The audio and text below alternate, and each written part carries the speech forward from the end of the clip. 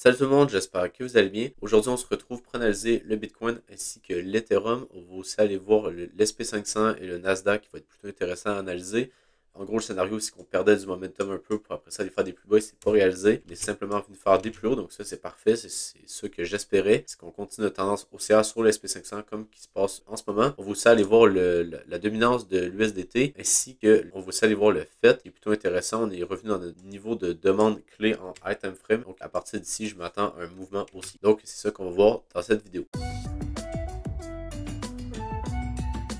Donc, on va commencer par le SP500 et le Nasdaq, juste pour aller voir un petit peu qu'est-ce qui se passe du côté des marchés traditionnels, parce qu'on a vraiment eu un très très gros pump la semaine dernière. Donc, on a fini, si je regarde ici, on a fini à plus 2,7%, qui est vraiment énorme du côté du SP500. Également, si on va en daily, on peut très très bien le voir ici. En gros, on avait une sorte de top qui s'était matérialisé juste là. Je m'attendais peut-être à un retour un petit peu plus bas. Finalement, ça s'est pas arrivé. On a juste pump directement, donc c'est correct. On a vraiment breakout de la résistance qu'on avait juste là. Donc, ici, je m'attends clairement à qu'on vienne continuer notre tendance sur le SP500. Je vois pas pourquoi ici on serait bearish pour les prochains jours, prochaines semaines. Pour moi ici c'est toujours très très bullish et justement la tendance de fond est toujours très très bullish. Donc jusqu'à temps qu'on ait un signal de top ici avec peut-être une petite distribution, là peut-être que là on va commencer à être plus bearish. Mais là clairement ici on reste bullish puis c'est très très bon pour les actifs risk-on, donc pour le Bitcoin, pour l'Ethereum et pour les cryptos en général. Je vais également faire un petit tour rapidement sur le Nasdaq. C'est exactement la même chose. La seule chose c'est que peut-être on est un petit peu plus parabolique sur le Nasdaq. Donc on est vraiment très très vertical en ce moment. On peut voir qu'on a fait depuis le bottom ici, on a fait,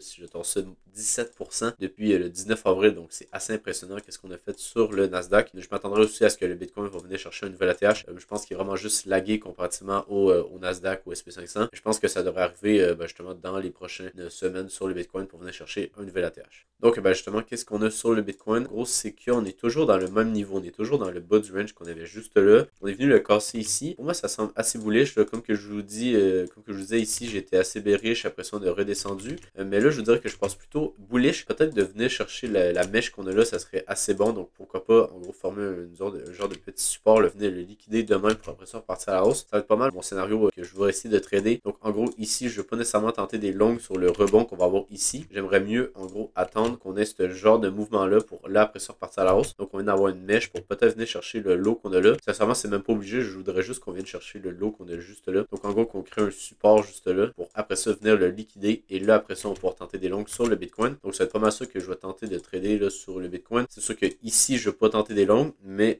si jamais on a ce genre de dip là, oui là clairement je vais tenter des longues pour venir après ça target un nouvel ATH juste là. Donc pour moi ça semble assez boulé. Je pense que le retracement qu'on avait à faire sur le Bitcoin est fait. Je pense également que même dans le gros range qu'on a ici, je pense que si on a un breakout du range, je pense que c'est pas mal là. Littéralement toutes les conditions sont alignées pour que ça se produise. On a le SP500 qui bullish comme que je vous montrais, le Nasdaq. Donc pour moi c'est assez bon pour que ici on trouve un bottom pour après ça s'envoler et venir chercher une nouvelle ATH au-dessus des 73 000, même les 74 000 $. Pour ce qui est de l'Ethereum, en gros, on est aussi sur un bottom qu'on est en train de former. Je pense que sur l'Ethereum, le bottom qu'on a trouvé là, il est posé. Je pense pas qu'on va venir faire un niveau plus bas ici. Donc, qu'est-ce que ça voudrait dire? Ça voudrait dire que sur le Bitcoin, par exemple, peut-être que là, oui, sur le Bitcoin, on va venir faire un niveau plus bas. Tandis que sur, si je reviens sur l'Ethereum, ça se peut qu'on vienne pas faire de nouveau plus bas ici. Donc, ça se peut que le pullback qu'on ait, par exemple, demain pour venir chercher le support qu'on a sur le Bitcoin, ils reviennent juste dans l'order block en 4 heures qu'on a là. Donc en gros, moi sur l'Ethereum, je ne voudrais pas nécessairement tenter des longues ici, mais si jamais on a un dip comme ça pour venir chercher le low, et après ça, on peut même aller en low time frame pour voir où est-ce qu'on voudrait tenter des longues. Moi personnellement, où est-ce que je voudrais tenter, ça serait en dessous de la mèche qu'on a là. Donc pourquoi pas un long comme ça ici,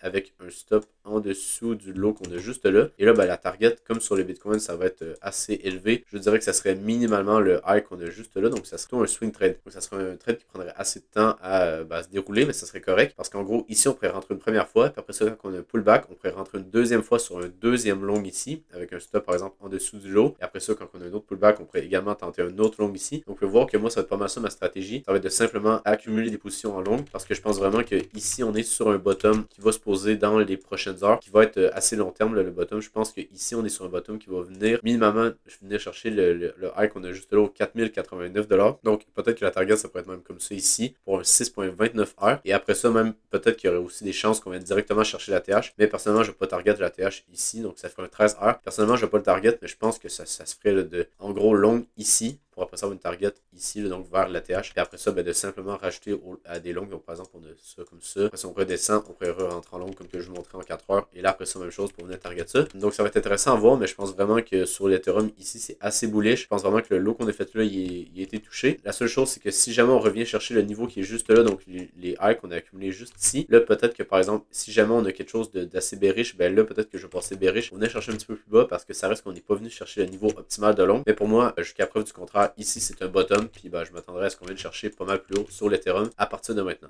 Aussi, ben, pour ce qui est de la dominance de l'USDT, en gros, qu'est-ce qui est intéressant, pourquoi qu'on veut analyser ça, c'est parce que, en gros, quand la dominance de l'USDT descend, ça veut dire que le Bitcoin monte. Quand on a la dominance de l'USDT qui monte, ça veut dire que le Bitcoin descend. Donc, c'est vraiment une corrélation inverse. C'est assez intéressant à analyser comme graphique. Pourquoi c'est intéressant? Ben, c'est parce que ça nous rajoute une confluence de plus sur notre analyse. Donc, par exemple, ici, si je suis bearish sur l'USDT dominance, ben, je suis bullish sur le Bitcoin. Et justement, je suis assez bearish sur la dominance de l'USDT. Pourquoi? Ben, parce que ici, pour moi, on a peut-être formé un top juste là. Et là, on peut voir qu'on a le changement de la structure juste ici. Pour moi, après ça, qu'est-ce que j'attendrais? Ça serait peut-être de venir chercher les lows, les highs plutôt qu'on a là. Ça serait les lows sur le Bitcoin, mais le high sur l'USDT de dominance. On va venir chercher l'ordre bloc qui se situe juste là. Et là, après ça, vouloir entamer un mouvement baissier. On venir chercher toute la liquidité qu'on a accumulée juste là ici. Donc pour moi, c'est assez bullish. C'est sûr que peut-être qu'à court terme, on n'a pas trouvé encore notre top. Donc c'est pour ça que je vous dis que sur le Bitcoin, ben, je ne vais pas tenter des longues tout de suite. Je vais attendre qu'on vienne faire un niveau plus haut ici sur la USDT de dominance parce qu'on a créé une résistance juste là. Donc je m'attendrai à ce qu'on vienne au moins faire une petite manipulation juste là pour après ça repartir à la baisse et là entamer un mouvement baissier. Mais ouais, je pense que ici on aurait peut-être un dernier mouvement aussi sur la USDT dominance, donc un dernier mouvement baissier sur le Bitcoin pour là entamer un mouvement baissier qui pourrait nous amener assez bas. Comme que je vous dis, ma target ça va être des niveaux plus bas sur la USDT dominance, donc venez chercher en dessous des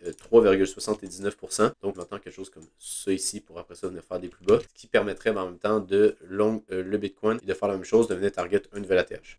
Aussi, ben, je voulais faire une petite update sur mon analyse du fait qui s'est très bien déroulé parce qu'on avait en gros une très belle correction qui s'amorçait à mon avis pour venir chercher. Bon, on avait déjà pas mal commencé, là, mais en gros qui allait finir vers les 1$, vers les 1.1$. Donc en gros, j'ai fait la même chose pour le AVAX. On n'est pas encore venu chercher le niveau que j'espérais qu'on vienne chercher, mais sur le fait, on est revenu sur le niveau clé juste là au 1.25$. On est revenu un petit peu plus bas. Donc justement, si on regarde ben, le graphique fait de l'USDT en live, donc qu'est-ce qui s'est passé, c'est que quand on était ici, ben, j'ai fait mon post que j'étais assez bearish puis que je m'attendais à ce qu'on vienne chercher ce niveau-là vers un moins 35% environ pour après ça vouloir partir à la hausse et là venez chercher les highs qu'on a là. Donc en gros là je suis assez bullish sur le fait. Peut-être qu'on n'a pas posé notre bottom, peut-être qu'on va encore accumuler un petit peu ici pour là après ça faire des plus hauts. Mais ça reste que je pense que dans ce niveau-là, on va trouver un bottom pour après ça faire des plus hauts ici. Personnellement, j'aimerais bien en acheter en spot. Qu'est-ce que je vais faire? C'est que je vais attendre deux choses. Soit qu'on revienne sur l'ordre bloc daily juste là. Donc je vais poser un ordre d'achat juste là vers les 1.11$. Et aussi, qu'est-ce que je vais regarder? C'est que si jamais on vient faire un changement de la structure, donc on vient passer au-dessus de ce high-là, ben, je vais en acheter ici. Donc en gros, j'ai deux choix. Soit que je vais en acheter plus bas ici, ce que j'aimerais. Puis si jamais on vient faire un changement de la structure ici, ben là, je vais en racheter juste là parce que ça se peut que le bottom ici soit posé. Vu qu'on est venu chercher le niveau de demande high time frame qui devrait théoriquement, après ça, nous envoyer vers des niveaux plus hauts ici. Donc, je suis assez bullish sur le fait. Même sur le Bitcoin également, ça concorde très bien avec un bottom sur le Bitcoin. Pourquoi pas un dernier petit dip sur le Bitcoin et sur le fait pour venir chercher des niveaux plus bas, venir chercher peut-être ce niveau-là demain. Et ben après ça, là, vouloir partir à la hausse et venir chercher ce niveau-là vers les 3,5$. Aussi, qu'est-ce qui peut être pertinent, c'est qu'en fait, en spot, qu'est-ce que je vais faire, c'est que je vais prendre le high ici, je vais prendre le low qu'on va créer vers ce niveau-là. Je vais faire une extension. Puis là, ben, ça va devenir mes targets pour vendre en spot. Donc, vers les 4,87$, ça pourrait être intéressant de commencer à vendre tranquillement là, vers les 1.68 de Fibo. Mais sinon, le vrai niveau qui est souvent très pertinent de vendre, c'est sur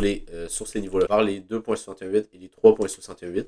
Je vais également vous faire juste un exemple pour ce que je vous ai montré avec les Fibo d'extension parce qu'on avait exactement la même chose sur le JUP que en gros j'en avais acheté à peu près ici et j'en avais revendu sur les 2.68 de Fibo qui a fait quand même une très belle performance. Donc en gros, si on revient ici, j'en avais acheté, je pense que c'était quelque part là. Après ça, on avait un bottom qui s'était formé. Et en gros, qu'est-ce que j'avais fait? J'avais pris le high qu'on avait fait ici parce que le high ici, ben, pour moi, il comptait pas vu que c'était comme juste une grosse manipulation au niveau du listing. Puis après ça, j'avais mis le low qu'on avait fait juste là. Puis après ça, je le mets comme il faut vers le low qu'on a là. Et là, après ça, qu'est-ce qu'on peut voir, c'est que j'avais vendu vers les 1.35. Donc, j'avais vendu quelque part ici. On peut voir que, ben, en gros, c'était directement dans la box entre les 2.68 et les 3.68. En gros, j'avais vendu quand que je voyais qu'ici, on avait souple le high. On avait commencé à descendre un peu, là, puis qu'on avait shift la structure ici. En gros, j'avais vu que ici, c'était une zone intéressante pour vendre. En plus, j'avais les Fibo qui me disaient qu'on pourrait très bien redescendre un peu pour venir chercher ce niveau-là. Finalement, c'est un petit peu ça qui est arrivé. On a remonté une dernière fois, venir swap le high qu'on a là. Et là, après ça, on a entamé le mouvement mouvement baissier pour en gros, là, l'impression de bien stabiliser sur ces niveaux-là. On peut voir qu'on est très bon. On est vers les 0,86 $ quand j'ai vendu au 1,35. Donc ça, c'est un très beau trade. Puis en gros, c'était juste un exemple de un petit peu qu'est-ce que je voudrais faire sur le fait. Donc on a acheté maintenant vers les niveaux qui sont intéressants et après ça, utiliser les Fibos et également juste la structure du marché pour après ça sortir de ma position. Comme ici, j'en avais acheté vers ces niveaux-là, je pense, si je me souviens bien. On a fait ce 150% à peu près de gain que j'avais fait. Fait que c'était comme un bon trade pour à peu près, je me souviens plus exactement c'était comment. Ouais, ça c'était moins 20% de drawdown. Donc c'était vraiment un beau trade. Ça faisait quelque chose comme 1 pour 5 si je me souviens bien. Donc si on prend l'outil de long, parce que l'outil de long, je l'utilise également pour le spot, parce que ça permet de voir c'est quoi ton ratio entre le drawdown et ton point d'achat. Donc je pense que c'est un ratio de 5. Donc ouais, j'avais acheté à peu près vers les 0,5 $. Puis après ça, ben, j'avais revendu vers les 1,35 $. Donc ça m'a fait un x3, ce qui était assez bon. Fait qu'en gros, ça m'a fait à peu près un x5 là, sur le jeu. Donc ben, si vous avez aimé la vidéo, n'hésitez pas à vous abonner sur Twitter et sur YouTube. Sinon, ben, je vous souhaite une bonne journée et on se retrouve pour une prochaine vidéo. Bye!